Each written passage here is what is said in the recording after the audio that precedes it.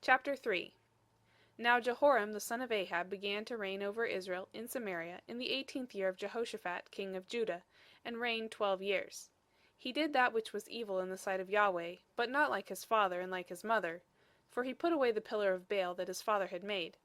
Nevertheless he held to the sins of Jeroboam the son of Nebat, with which he made Israel to sin, and he didn't depart from it. Now Mesha king of Moab was a sheep breeder, and he rendered to the king of Israel the wool of 100,000 lambs, and of 100,000 rams.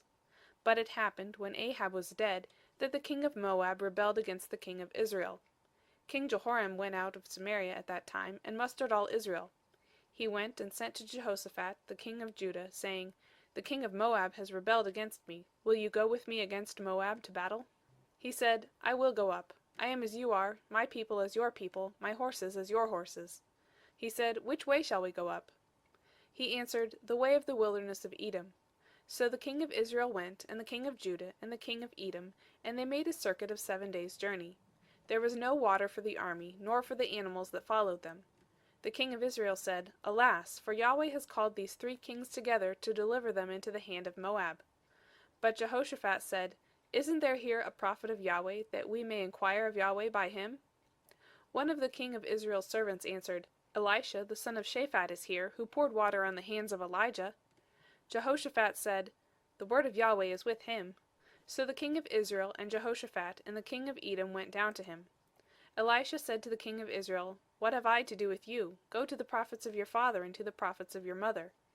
The king of Israel said to him, No, for Yahweh has called these 3 kings together to deliver them into the hand of Moab. Elisha said, As Yahweh of armies lives, before whom I stand, surely were it not that I respect the presence of Jehoshaphat the king of Judah, I would not look toward you nor see you. But now bring me a minstrel. It happened, when the minstrel played, that the hand of Yahweh came on him. He said, Thus says Yahweh, Make this valley full of trenches. For thus says Yahweh, You will not see wind, neither will you see rain, yet that valley shall be filled with water, and you will drink, both you and your livestock and your animals. This is but a light thing in the sight of Yahweh. He will also deliver the Moabites into your hand.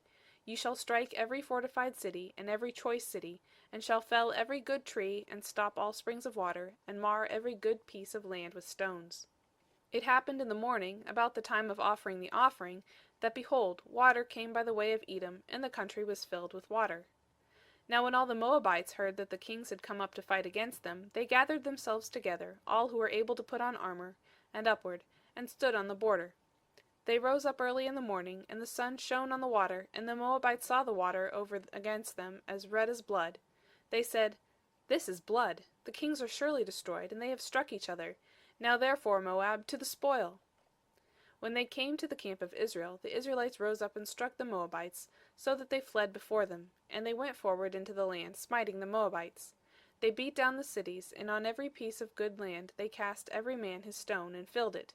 And they stopped all the springs of water, and felled all the good trees, until in Kir Hareseth only they left its stones. However, the men armed with slings went about it, and struck it.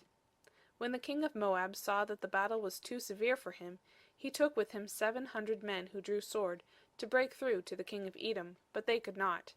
Then he took his eldest son, who would have reigned in his place, and offered him for a burnt offering on the wall. There was great wrath against Israel, and they departed from him, and returned to their own land.